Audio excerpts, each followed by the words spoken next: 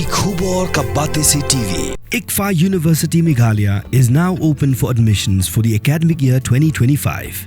Explore our best courses and apply today. Fee concessions are available for domicile students of the state of Meghalaya.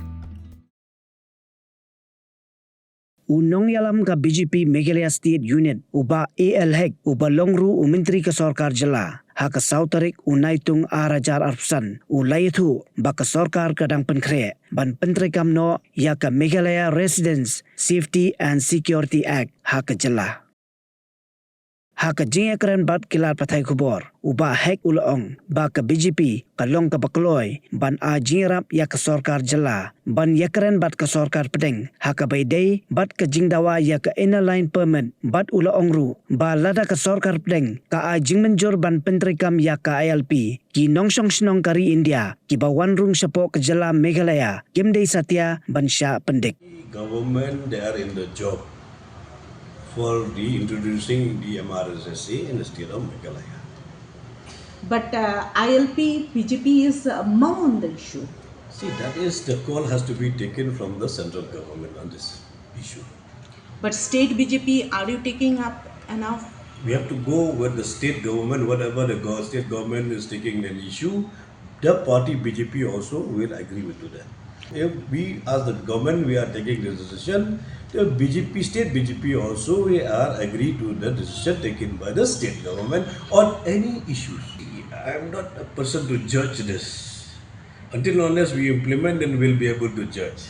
Until unless we implement, how will judge tell me whether it is good or bad, or right or wrong, or is tall or short? That is not possible to tell you right now. Until unless we taste the whatever mechanism we are introduced.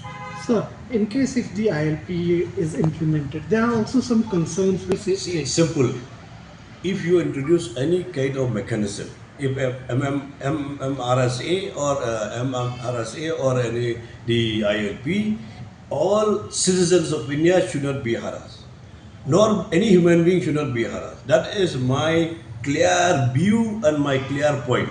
Nobody should be harassed. Everybody should allow to live and make this world a better place to live in for you, for me, and for everyone.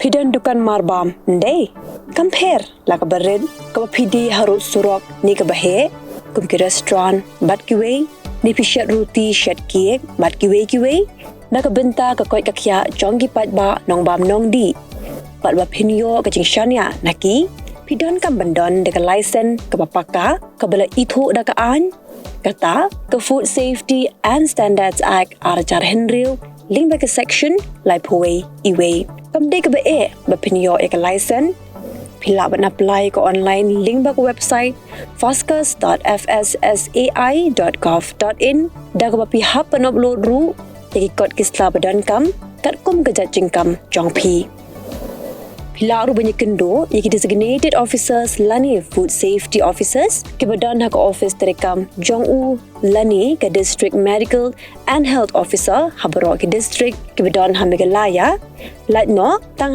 is khasihers pila ban letbet chak office Treikam jongki ka commissionerate of food safety ke badan halowa lachumya nakabenta ka kot kakya kinong bam nong di lawan Rashapi daga Commissionerate of Food Safety, Government of Meghalaya, bat bala kershan daga Food Safety and Standards Authority of India.